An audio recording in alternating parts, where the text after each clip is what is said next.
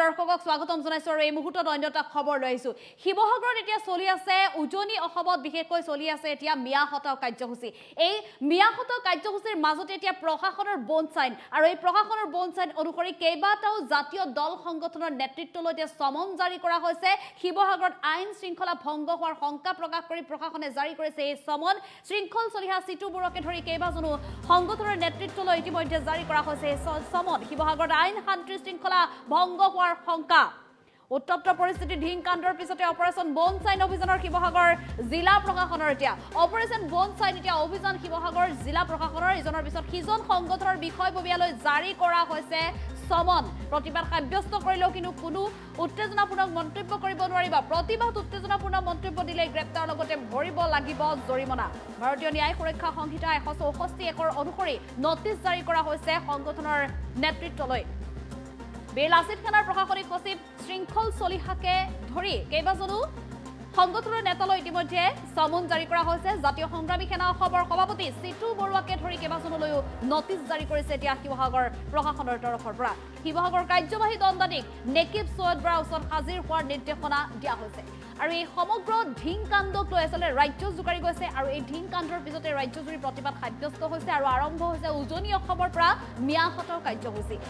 হটাও কাৰ্যসূচীক লৈ আচলতে ৰাজ্যৰ বিভিন্ন প্ৰান্তত বিশেষকৈ সামাজিক মাধ্যমতো দেখিবলৈ পোৱা গৈছে একাংশ লোকে উচতনিমূলক মন্তব্য কৰিছে প্ৰতিবাদস্থলীটো উচতনিমূলক মন্তব্য কৰিছে ধাৰ্মিক সাম্প্ৰদায়িক সংঘৰ্ষলৈ এক প্ৰকাৰ ৰূপান্তৰিত হৈছে এই ঘটনা গতিকে ৰাজ্যৰ কেইবাটাও প্ৰান্তত বৰ্তমান সময়ত যি আচলতে মিয়া হটাও কাৰ্যসূচী হাতত লৈছে সেই কাৰ্যসূচীক লৈ উজনি অসমত বিশেষকৈ আইন শৃংখলা ভংগ হোৱাৰ শংকা প্ৰকাশ কৰিছে প্ৰশাসনৰ তৰফৰ পৰা আৰু যাৰ বাবে এতিয়া কিছু নিৰ্দেশনা দিয়া হৈছে প্ৰশাসনৰ বনচাইন আৰম্ভ হৈছে শিৱসাগৰত প্ৰশাসনৰ বনচাইন আৰু এই অভিযানৰ জৰিয়তে সমন জাৰি কৰা হৈছে শিৱসাগৰৰ কেইবাটাও জাতীয় দল সংগঠনৰ নেতৃত্বলৈ বীৰ লাচিত সেনাৰ পৰা আৰম্ভ কৰি টাই আহোম যুৱ পৰিষদৰ পৰা আৰম্ভ কৰি কেইবাগৰাকীও জাতীয় সংগঠনৰ নেতৃত্বলৈ ইতিমধ্যে সমন জাৰি কৰা হৈছে প্ৰতিবাদ সাব্যস্ত কৰিছে মিয়া হটাও কাৰ্যসূচী হাতত লৈছে কিন্তু এই কাৰ্যসূচীৰ মাজত প্ৰতিবাদৰ মাজত কিছু উত্তেজনামূলক মন্তব্য দিছে যি মন্তব্যৰ বাবে আচলতে ৰাজ্যৰ সমাজত সামাজিক পৰিস্থিতি সামাজিক বাতাবৰণ বিনষ্ট হোৱাৰ শংকা প্ৰকাশ কৰিছে সাম্প্ৰদায়িক বৈষম্য সৃষ্টি হোৱাৰ শংকা প্ৰকাশ কৰিছে আৰু শেহতীয়াকৈ উল্লেখ কৰিব লাগিব যে শৃংখল চলিহা সিটু বৰুৱাৰ বিৰুদ্ধে ৰাজ্যৰ কেইবাটাও প্ৰান্তত এজাহাৰ দাখিল কৰিছে নগাঁও সদৰ থানাতো এজাহাৰ দাখিল কৰিছে আৰু এই এজাহাৰ দাখিল কৰাৰ পিছত এতিয়া শিৱসাগৰ প্ৰশাসনৰ তৰফৰ পৰা ব্যৱস্থা গ্ৰহণ কৰা হৈছে উজনি অসমত যাতে কোনো কাৰণত শান্তি বিঘ্নিত হ'ব নোৱাৰে কোনো ধৰণৰ যাতে বিক্ষিপ্ত ঘটনা সংঘটিত নহয় মিয়া হটাও কাৰ্যসূচীক লৈ যাতে ধৰ্মীয় বা সাম্প্ৰদায়িক বৈষম্যৰ সৃষ্টি নহয় অপ্ৰীতিকৰ ঘটনা যাতে সৃষ্টি নহয় তাৰ বাবে এতিয়া প্ৰশাসনৰ তৰফৰ পৰা বনচাইন অভিযান হাতত লৈছে আৰু ইতিমধ্যে সমন জাৰি কৰিছে শৃংখল চলিহা সিটু বৰুৱাকে ধৰি জাতীয় সংগঠনৰ কেইবাগৰাকীও নেতৃত্বলৈ কিন্তু উল্লেখ কৰিব লাগিব যে জাতীয় সংগঠনসমূহৰ তৰফৰ পৰা এতিয়া সকিয়নি প্ৰদান কৰিছে ২৭টা দল সংগঠনে যি কাৰ্যসূচী হাতত লৈছে মিয়া হটাও কাৰ্যসূচী তেওঁলোকে স্পষ্ট কৰি দিব বিচাৰিছে যে এই মিয়া হটাও কাৰ্যসূচী কেতিয়াও মুছলমান বিৰোধী নহয়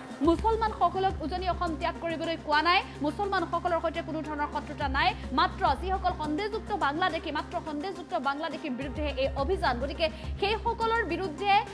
জাতীয় দল সংগঠনসমূহৰ যি অভিযান অব্যাহত আছে সেই অভিযান থাকিবই আৰু তেওঁলোকৰ স্থিতিতে অটল সেই কথা পুনৰ স্পষ্ট কৰি দিব বিচাৰিছে মাত্ৰ একাংশ লোকে ইয়াক ৰাজনৈতিক ষড়যন্ত্ৰৰ মাজলৈ ঠেলি নিব বিচাৰিছে এই সমগ্ৰ বিষয়টোক বা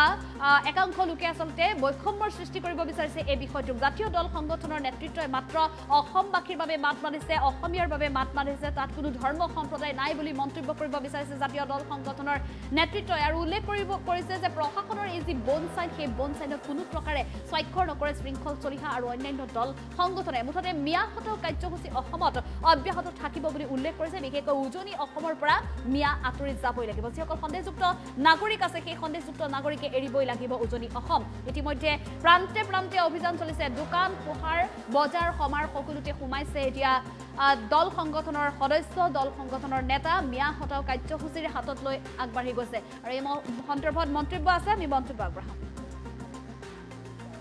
স্বাক্ষৰ কৰা নহ'ব কোনো কাৰণতে বনচাইনত স্বাক্ষৰ নকৰোঁ কালি আমি সামাজিক মাধ্যম যোগেদি এইটো কথা স্পষ্ট কৰি দিছোঁ প্ৰয়োজনত জেল কিন্তু বনচাইন কৰা নহ'ব এইটো একদম স্পষ্ট কথা কালি আৰক্ষী প্ৰশাসনকো মই কৈ দিছোঁ আমি সোমাবলৈ নিদিওঁ এতিয়া অসমত এটা নেৰেটিভ হৈছে এই নেৰেটিভটো আমি চেঞ্জ কৰিব লাগিব যে বিজেপিক ছাপোৰ্ট কৰিলে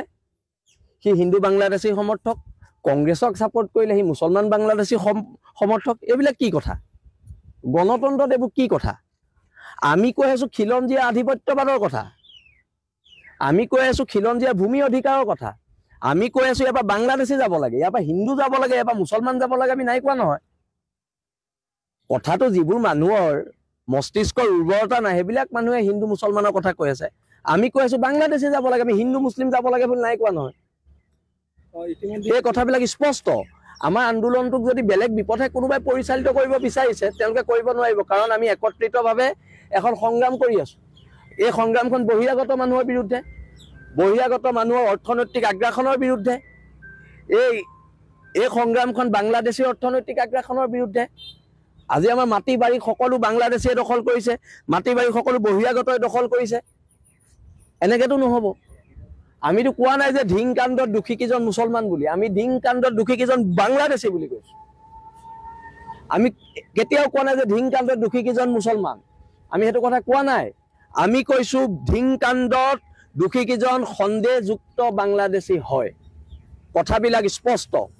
এতিয়া সেইদিনা হোজাইত এটা লম্পটে এজনী ছোৱালীক কৰিছে, আমি কৈছো সেইজন হিন্দু হয় বুলি কোৱা নাই, আমি কৈছো তেখেত বাংলাদেশী মূলৰ সন্দেহযুক্ত হিন্দু হয়। কথাবোৰ ডাইভাৰ্ট কৰিব নালাগে, কথাবোৰ ডাইভাৰ্ট কৰিব নালাগে। আৰু উজনি অসমত কোনো আমচুৰ দম নাই, কোনো বিশ্ব হিন্দু পৰিষদৰ দম নাই ইয়াত হিন্দু মুছলমানক কাজিয়া লগাবলৈ। যেতিয়ালৈকে আমি আছো উজনি অসমত হিন্দু মুছলমানৰ মাজত কাজিয়া নহয়, কোনো কাৰণত নহয়। এইটো আমচুৱেও লগাব নোৱাৰে আৰু বজৰং দল কিবা দল সিহঁতিও লগাব নোৱাৰে, সেইটো একদম স্পষ্ট কথা। কাৰণ আমাৰ আন্দোলন হৈছে খিলঞ্জীয়াৰ অস্তিত্ব ৰক্ষা আন্দোলন। আমাৰ আন্দোলন হৈছে খিলঞ্জীয়াৰ আচলতে অনাদি অনন্তকাললৈ ইয়াৰ প্ৰভুত্ব বিস্তাৰ আন্দোলন। গতিকে ইয়াত আচলতে প্ৰশাসনে আচলতে বিভিন্ন পৰ্যায়ত আমি দেখিছোঁ। আচলতে যোৱাকালিও আচলতে শিৱসাগৰ জিলাৰ বিভিন্ন সংগঠনৰ আচলতে যি বন চাইন কৰা যি ব্যৱস্থা কৰিছে, আচলতে এইটো কোনো কাৰণতে গ্ৰহণযোগ্য হ'ব নোৱাৰে। এই কাৰণে গ্ৰহণযোগ্য হ'ব নোৱাৰে, এটা প্ৰতিবাদী হত্যা। ইয়াত কোনো কাৰণতে কোনো এটা সংগঠনৰ প্ৰতিনিধি আচলতে আইন হাতত তুলি লোৱাৰ আমাৰ এতিয়ালৈকে দৃষ্টিগোচৰ হোৱা নাই। তেনেস্থলত আচলতে আইন হাতত তুলি নোলোৱাৰ পিছতো আচলতে কি কাৰণত আচলতে প্ৰতিজন সাংগঠনিক লিডাৰক আচলতে মাতি নি আচলতে তেওঁলোকে চাইন কৰাইছে, এইটো আমি এটা প্ৰশ্ন থাকিলে আচলতে তেওঁলোকে ক'ৰবাত ভাবে নেকি যে এনেকৈ চেপা প্ৰয়োগ কৰি আচলতে কণ্ঠৰোধ কৰাৰ কিবা কৌশল অৱলম্বন কৰিছে নেকি? এই কথাটো ইয়াত মানে প্ৰশ্ন আহিছে। আমি এটা কথা স্পষ্ট ভাষাৰে কৈছোঁ, এনেধৰণৰ খিলঞ্জীয়া অস্তিত্ব ৰক্ষাৰ কাৰণে যি সংগ্ৰাম, এই সংগ্ৰাম কোনো কাৰণতে স্থিমিত নহয়। আইনৰ প্ৰতি সন্মান জনাই আমি শেহতীয়াকৈ জিলা প্ৰশাসনে যিখন বন আমাক চহী কৰাৰ বাবে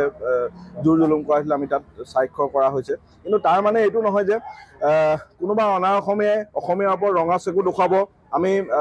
বহি থাকিম। কোনোবা শিৱসাগৰ জিলাখনত বাংলাদেশী চৰণীয়া পথাৰ হ'ব, আমি হাত সাৱটি বহি থাকিম, তেনে কথা নহয়। আমি হাজাৰ বন্ধত চহী কৰিলোঁ। যেতিয়াই কোনোবাই যদি অসমীয়া জাতিটোক আক্ৰমণ কৰে, কোনোবা অসমীয়া বোৱাৰীক যদি অসমীয়া জাতিটোক যদি কোনোবাই ৰঙা চকু দেখে, তেতিয়া কিন্তু আমি হাত সাৱটি বহি নাই। আমি হাজাৰ বন্ধত চহী কৰিলোঁ, আমি তাৰ বিৰুদ্ধে তীব্ৰ প্ৰতিবাদ কৰিম। তাৰ বিৰুদ্ধে আমি 30টাকৈ জাতীয় সংগঠন যিখন খিলঞ্জীয়া মানুহৰ অস্তিত্ব ৰক্ষা যিখন সংগ্ৰাম আমি অব্যাহত হৈছে, সেই সংগ্ৰামখন সদায় অব্যাহত থাকিব। শিৱসাগৰ জিলা প্ৰশাসনে অৰ্থাৎ শিৱসাগৰ জিলাৰ আয়ুক্তগৰাকীয়ে এটা কথা স্পষ্ট কৰি দিলে যে তেওঁ খিলঞ্জীয়াৰ পক্ষত নাই। আচলতে আমাৰ শিৱসাগৰৰ 30 জাতীয় জনগোষ্ঠীয় সংগঠনে যি খিলঞ্জীয়াৰ আধিপত্য বিস্তাৰৰ স্বাৰ্থত, খিলঞ্জীয়াৰ প্ৰভুত্ব ৰক্ষাৰ স্বাৰ্থত, অসমত অসমীয়াৰ থলগী ৰাইজৰ যাতে প্ৰভুত্ব অক্ষুণ্ণ ৰাখে তাৰ স্বাৰ্থত আচলতে যিখন সংগ্ৰাম কৰিছিলে, এই সংগ্ৰামখনক স্থিমিত কৰিবৰ কাৰণে, এই সংগ্ৰামখনক মষিমূৰ কৰিবৰ কাৰণে তেখেতে এনেকুৱা ব্যৱস্থা গ্ৰহণ কৰিছে, সেইটো হৈছে বন চাইন। আমি স্পষ্ট ৰূপত কাৰ্যবাহী দণ্ডাধীশগৰাকীক সুধিছিলোঁ যে আমাক কিহৰ কাৰণে মতা হৈছে, কিহৰ কাৰণে বন চাইন বিচৰা হৈছে। তেখেতে কৈছে যে 19 তাৰিখে এটা আপোনালোকে আনলফুল এছেম্বলি কৰিছিল। আমি কৈছোঁ যে সেইটো কোনো ধৰণৰ আনলফুল এছেম্বলি নহয়, সম্পূৰ্ণ গণতান্ত্ৰিকভাৱে হৈছিল। আৰু তাৰ লগতে আমি আকৌ কৈছিলোঁ যে আৰু কিবা আছে নেকি আমাৰ ওপৰত এলিগেশ্যন। তেতিয়া তেখেতে কৈছিল যে আপুনি এটা মন্তব্য প্ৰকাশ কৰিছিল যে বহিৰাগত বণিক গোষ্ঠীয়ে যেতিয়ালৈকে আপোনালোকৰ ওচৰত ক্ষমা নিবিচাৰে তেতিয়ালৈকে তেওঁলোকৰ দোকান বন্ধ ৰাখিব লাগিব বুলি এটা মন্তব্য প্ৰকাশ কৰিছিল। এতিয়া আমি কৈছিলোঁ যে আমি কোৱাটো হয় আৰু সেইটো নিশ্চিতভাৱে কোৱাটোৰ প্ৰয়োজন আছিল। জাতিৰ স্বাৰ্থত কেতিয়াবা আইনৰ ঊৰ্ধত থাকি হ'লেও কিছুমান মন্তব্য কৰিব লাগিব, কিছুমান কাম কৰিব লাগিব, কেৱল জাতিৰ স্বাৰ্থত, ব্যক্তিগত স্বাৰ্থত নহয়। কিন্তু আমি দেখা পালোঁ যে সেই আচলতে যিটো বিষয় বহিৰাগত বণিক গোষ্ঠীৰ বিৰুদ্ধে আন্দোলনখনৰ যিটো বিষয় আছিল, সেই বিষয়বস্তুৰ সমাপ্তি ঘটিছিল কেনেকৈ যে মন্ত্ৰী ৰণোজ পেগু ডাঙৰীয়াৰ উপস্থিতিত, জিলা আয়ুক্তগৰাকীৰ উপস্থিতিত আৰু আৰক্ষী অধীক্ষকগৰাকী শিৱসাগৰ আৰক্ষী অধীক্ষকগৰাকীৰ উপস্থিতিত আচলতে তেওঁলোকে বণিক গোষ্ঠীৰ কিছু সংখ্যক লোক আহি আমাৰ ওচৰত ক্ষমা বিচাৰিছিল আৰু তাৰ পাছতে এই গোটেই বিষয়টিৰ মীমাংসা কৰা হৈছিল কিন্তু আমাৰ প্ৰশ্ন হ'ল যে জিলা আয়ুক্তগৰাকীক বনচাইন কোনে কৰাব আমাৰ প্ৰশ্ন হ'ল জিলাৰ আৰক্ষী অধীক্ষকগৰাকীক বনচাইন কোনে কৰাব আমাৰ প্ৰশ্ন হ'ল মন্ত্ৰী ৰণেশ পেগুক বনচাইন কোনে কৰাব সমগ্ৰ বিষয়বস্তুটো দেখাই গৈছে যে ইয়াত ক'ৰবাত নহয় ক'ৰবাত কোনোবা নহয় কোনোবাই আচলতে তৃতীয় পক্ষই যে হস্তক্ষেপ কৰিছে সেই কথাটো স্পষ্ট হৈ পৰিছে দুখনকৈ আন্দোলন ইয়াত চলিছে এখন পমুৱা মুছলমানৰ বিৰোধী আন্দোলন আৰু আনখন হ'ল বহিৰাগত বণিক গোষ্ঠীৰ বিৰোধী আন্দোলন আৰু এই আন্দোলনখন এইকাৰণে চলিছে যে অসমত অসমীয়াৰ খিলঞ্জীয়াৰ থলগিৰি ৰাইজৰ আধিপত্য বিস্তাৰ হ'ব লাগে